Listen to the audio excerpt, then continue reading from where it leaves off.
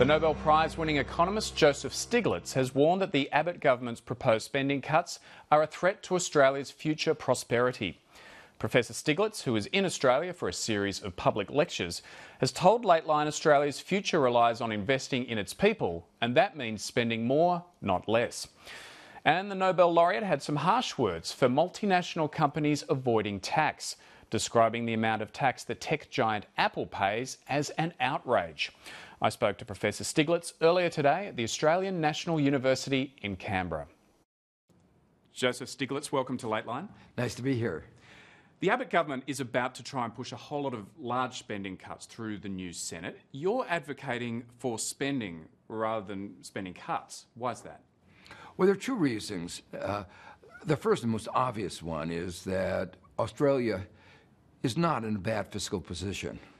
Its debt to GDP ratio, net debt to GDP ratio, is under 14%. It's one of the lowest in the advanced countries. It's absurd to think that that is your major problem. Even your deficit GDP ratio is very, very low. The real challenge for the future of Australia are going to be related to investments in people, infrastructure, technology, to make Australia competitive in a global economy. And if you don't make those investments, where will you be? Well, Tony Shepherd, the chair of the Commission of Audit, made the point today that the Department of Human Services writes out cheques for $400 million per day. How is that an investment? A country's most important resource are its people.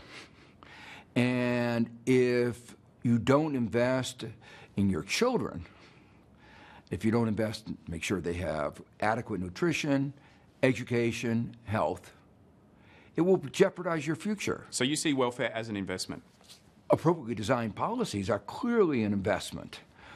One of the reasons the U.S. has not been performing as well as it should is that if you're not lucky enough to be born with the right parents, able to give you a good education, your prospects are really bleak.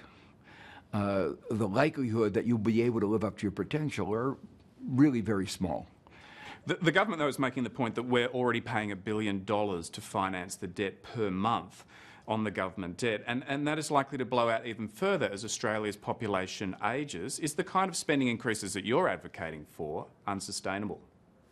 They're very sustainable. I mean, think about it the following way. If you were a firm and you could borrow at very low interest rates, and Australia and the United States are currently able to borrow at a negative real interest rate, take into account inflation, and you could take that money and you could invest in high return investments in infrastructure, technology, education, in people, and making sure that all of your citizens are able to live up to their potential, then these investments more than pay back. We've done studies in the United States. I haven't done them for Australia, but we've done studies in the United States where we looked at the return on these public investments across the board, and they yield a far higher return than the cost of capital. So it's actually making our country stronger when we make those investments. But I know you're a fan of the way Australia handled the global financial crisis, but wasn't one of the reasons they were able to do that was that their budgets were balanced, that they had that money up their sleeve for difficult times? Well, it is a good thing to have, you might say, a rainy day fund. Today, though, the world is in a very volatile shape. The global economy is very weak. The U.S. economy is growing about 2.2%, not even able enough to create new jobs for the new entrants in the labor force. Europe, many of the countries are in depression. This is not the time for fiscal contraction. Now, obviously, you want to be very careful on your spending. You want to make sure you get high returns. But a lot of people talk about the waste in government. The private sector wastes a lot. And in fact, no government has ever wasted money on the scale of America's private financial system, which has cost us trillions of dollars. But if you don't make these investments, you're wasting resources. You've written a lot about inequality. Are you concerned that the budget measures recently announced by the Abbott Government, which the Crawford School here at the ANU found hit the lowest paid workers the hardest, that they could lead to increased inequality in Australia? Very much. I mean, that's why they're widely perceived to be grossly unfair. Already, Australia is not the worst, but it's not the best. Australia ranks about fifth among the advanced countries in the level of inequality after tax and transfer. That's not an enviable position to be. I mean, you're not worst. America is the worst. But the other countries like that are up in the scale are not countries you would want to envy. So the point is you're already not performing in terms of equality very well. Your inequality in the standard measure Gini is twice that of the best performing countries. So you're not really, as I say, performing well. And these cuts are going to make Australia even worse. What can we learn from the American experience, where you have argued that growing inequality is linked to America's sluggish growth rate? This is not just true for America. The IMF has pointed out that high inequality is associated with lower economic growth and more economic instability. This is a very big change in perspective from the way we thought about things before. We used to say, well, inequality is bad, but if we do anything about it, it will slow economic growth. Now we realize that inequality has reached a level where it's actually having adverse effects on countries like the United States and other advanced countries. But you want to see a higher income tax rates at the higher level end of the scale, in excess of 50%, I understand. How do you know that that won't be a disincentive to create wealth and also an incentive to avoid tax? Well, there have been very careful studies looking at what we call the supply elasticity, the response of the private sector in labor supply and savings to an increase in the tax rate. And the leading experts on this who've looked at these numbers very carefully have said there's really no problem. So we could increase taxes substantially above 50%. How much higher before they've talked about 70% or more. Now, it depends to some extent on how targeted you can be in your taxes. If you tax monopoly power, if you tax excess, what we call rents of a whole variety of kinds, there are some ways in which raising taxes at the top can actually improve the efficiency of the economy. Let me give you an example. In the United States, the speculators are taxed at lower rates than those who work for a living. The result of that is more resources go into speculation. The result of that, an economy that has an excessively large financial sector, an economy that's excessively unstable, excess activities in speculation, and less of our scarcest resource, our most talented young people, fewer of them are going into research, into the kinds of things, transistors, lasers, all these basic research that would improve our standards of living. Why go into those low-paying research jobs if you can make a lot more money after tax in speculation? The Treasurer, Joe Hockey, says that 10% of the Australian population pays 2/3 of all income tax and 2% pay more than 25%. Aren't they paying their fair share? Well, I don't know the data for Australia, but I do know the data for the United States. Rich people like Romney, hundreds of millions of dollars in wealth, were paying half the tax rate that people of comparable income were paying because they were taking advantage of all these loopholes that they and people like them have put into the tax system. So when you look, I know for the United States that those at the very top pay a smaller percentage of their income in taxes. Now, they do pay a lot of taxes.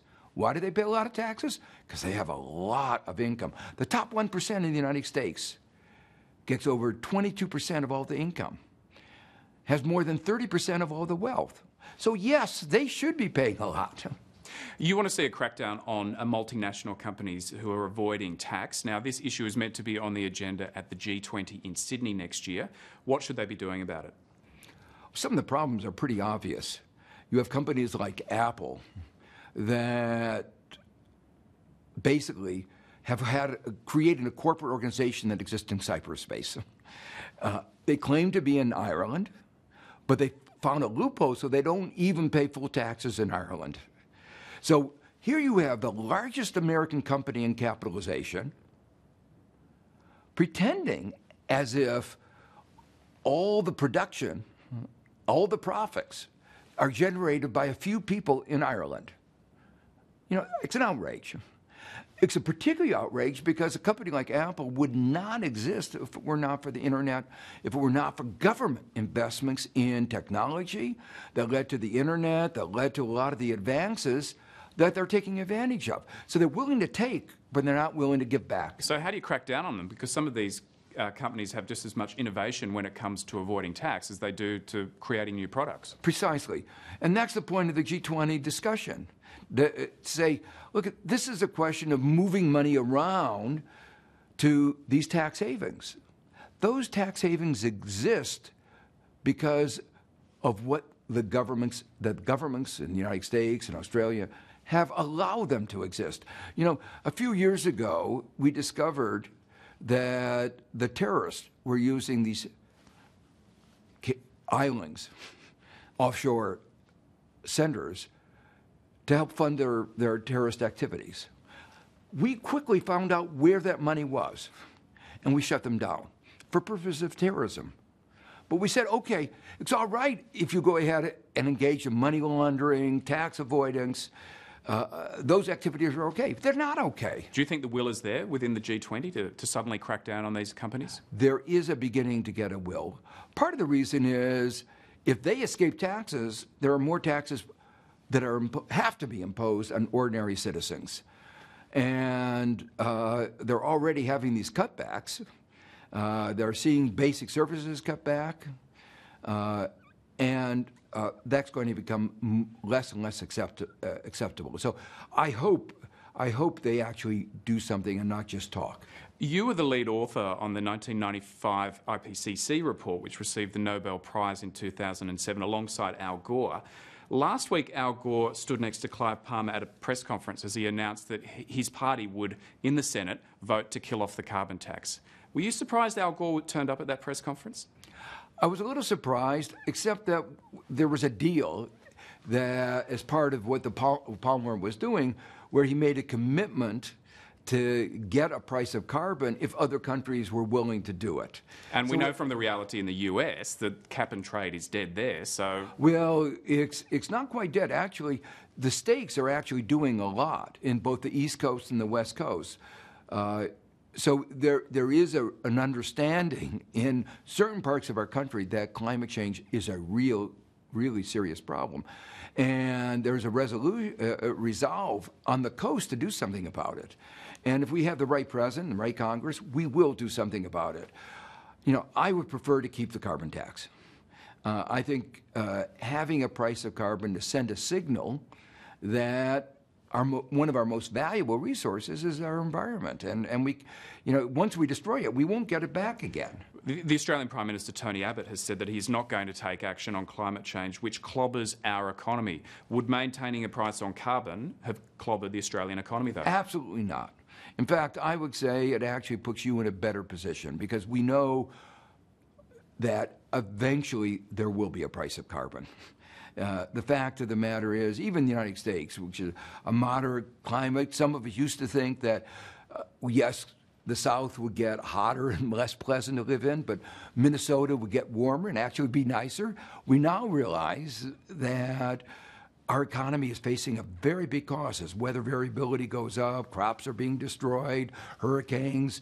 You know, we are paying a very big cost. So, but if Australia acts before the rest of the world, are they not ceding an economic advantage to those countries? No. First, you're getting in a better position than other countries to deal with the inevitable. And secondly, if you're taxing carbon, you're getting revenue that you can would otherwise have to get from other sources. You ask the simple question, is it better to tax bad things or good things? Is it better to tax something that's destroying the global planet or to tax work or savings? And my view is, let's tax carbon and use that revenue to enable a lowering of taxes on savings and work. To me, it's just common sense. Tax bad things rather than good things. Joseph Stiglitz, we've run out of time. Thanks so much for joining us. Thank you.